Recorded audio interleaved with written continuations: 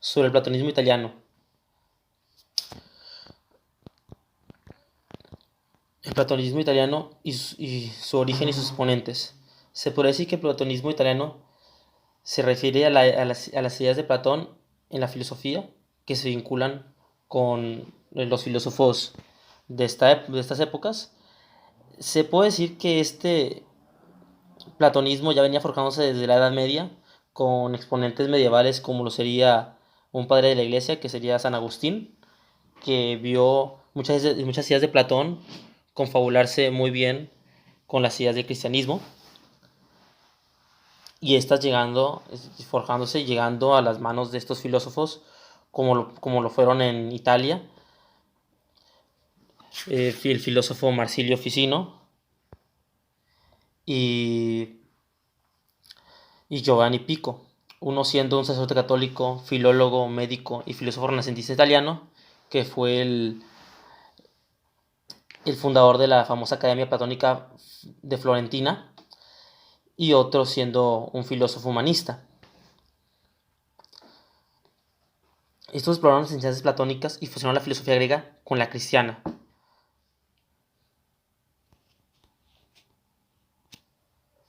Esto llevándolos a una reinterpretación de los textos de Platón. Y aquí, basamentando los fundamentos en esta reinterpretación, les voy a decir cuáles fueron estos basamentos. Doctrina de las ideas o formas, ese fue uno de los principales. Adoptaron la teoría platónica de las ideas considerando que estos eran arquetipos divinos que conectaban el mundo sensible con la realidad eterna. Aquí hablándonos de quizá este cielo que se hablaba que Dios tenía la idea principal y ello conllevó a que Dios, de esa idea principal que tenía como artífice del universo, la plasmara en la tierra. La unidad de la verdad. Este es otro de los basamentos que estos filósofos platónicos italianos también encontraron. Buscaron la unidad entre la verdad filosófica y la verdad revelada por la religión cristiana, argumentando que ambas podían converger hacia una verdad superior. Aquí vemos que ellos fundamentaban que no había la filosofía no tenía ningún problema al fusionarse con la religión, porque ambas podían llegar a la verdad superior. Ellos también encontraron una énfasis en la espiritualidad.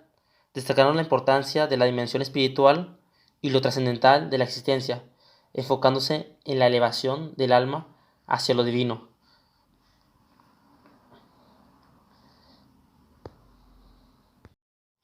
Más fundamentos de los filósofos platónicos italianos era la asociación con la teología, vincular las enseñanzas de Platón con la teología cristiana, viendo a Platón como un precursor de ciertos conceptos teológicos como la inmortalidad del alma.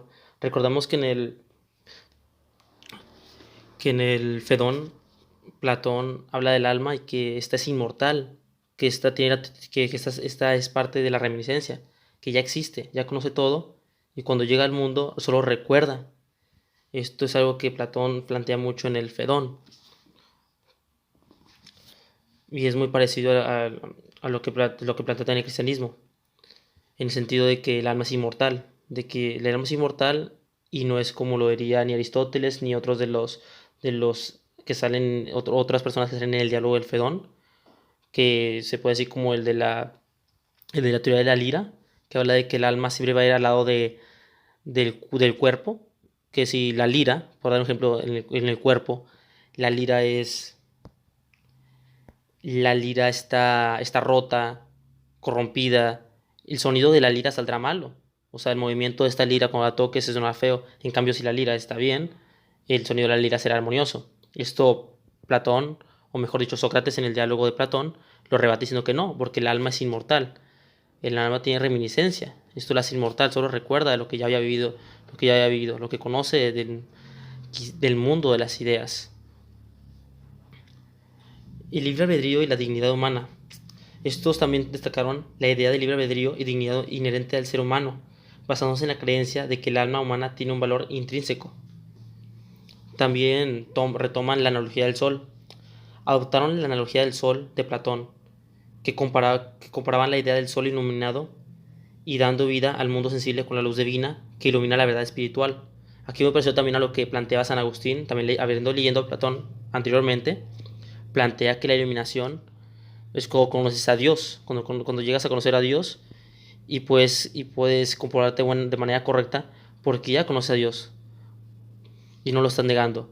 Y aquí también podemos ver confabulado mucho en el mismo texto de Platón de la República o de lo justo, que Platón dice en su alegoría y todo esto, dice que también nos mantiene con otra de sus frases, que él diría, el que es injusto lo hace por ignorancia, y en cambio el que es justo lo hace porque tiene sabiduría. O sea, la injusticia es porque no conoces, aquí se confabula con Dios. Si tú no conoces a Dios, cometes el mal, pero lo cometes porque eres ignorante y no lo conoces. En cambio, tú cuando lo conoces, sabes lo que te puede pasar si desobedeces el mandato divino. Entonces aquí se retoma muy bien la analogía del sol. La gente cuando está iluminada hace el bien porque no quiere negar a Dios, no quiere negar su creencia en Dios. Ya bien lo mentaba San Agustín. Otros dos conceptos ya para retomarlos, igualmente volver a retomarlos, sería la inmortalidad del alma, como ya lo hemos dicho antes, enfatizaban la inmortalidad del alma, un concepto que encontraban en Platón y que resonaba en la ira eterna, ya lo hemos dicho. El alma es inmortal. Y la teoría de la reminiscencia, igualmente ya mentada, que Platón también plantea, que es recordar, porque el alma es inmortal. Ahora se va a la teoría de la reminiscencia, argumentando que el conocimiento verdadero era un recordar de las verdades eternas que el alma ya conoció antes de encarnarse. Y por último, yo diría que la más importante de todas, que fue que retomaron también a Platón en el sentido de la ética de la virtud. Aquí viéndolo, aquí tomándolo de una manera muy virtuosa, sería promover una ética basada en la virtud, inspirada en la filosofía platónica, que se alineaba con la ética cristiana de vivir de acuerdo con los principios morales y elevados. Aquí me gustaría citar a Platón en el Fedón, que dice, todo hombre que durante su vida ha renunciado a los placeres y a los bienes del cuerpo y los ha mirado como extraños y maléficos, que solo que solo se ha entregado a los placeres que da la ciencia y ha puesto en su alma no adornos extraños, sino adornos que le son propios, como la templanza, la justicia, la fortaleza, la libertad y la verdad, semejante hombre debe esperar tranquilamente la hora de su partida para el Hades, estando siempre dispuesto para este viaje cuando quiera que el destino lo llame. Aquí Platón dice que ahí están las personas más virtuosas y si él se comporta de una manera, estas personas van a querer conocerlo y hablar con él. Y este hombre que se niega a los placeres mundanos, se puede decir, del cuerpo, es el más virtuoso. Y esto nos suena mucho a la idea de la virtud cristiana, que fundamenta el cristianismo. Con esto ya, para finiquitar el texto, quisiera simplemente hacer una cita también de Platón, que es como que ahí te das cuenta que por esto estos filósofos lo tomaban para fundamentar el cristianismo de manera más férrea, es esta, del diálogo del Timeo. Aquí voy a citar a Sócrates, que está hablando en este diálogo, que dice, como hemos dicho al empezar, reinaba el desorden en todas las cosas, cuando Dios puso en cada una considerada aparte y en todas tomadas en conjunto, toda la armonía y mesura que pudo y que, y que la naturaleza de ellas permitió, porque hasta entonces no lo había en ellas, como no fuera por un azar. Al menor traza de orden y en general nada merecía ser designo con el nombre que hoy día asignamos a las cosas, como fuego, agua y otras. Dios empezó por poner orden en esta confusión, del que después se sirvió para formar este universo, animal único que se comprende a todos los animales, mortales e inmortales. De los animales divinos fue el mismo el artífice, pero dejó sus propios hijos el cuidado de la formación de los animales mortales. Aquí vemos totalmente cómo aquí Platón plantea su demiurgo. Platón plantea a este gran arquitecto. Y de aquí por eso se agarran mucho estos filósofos de tanto los medievales como estos del Renacimiento, los del platonismo italiano, para fundamentarse Platón, porque Platón tiene ideas de Dios, del demiurgo, ideas muy morales y éticas, del hombre de la virtud ante todo siempre.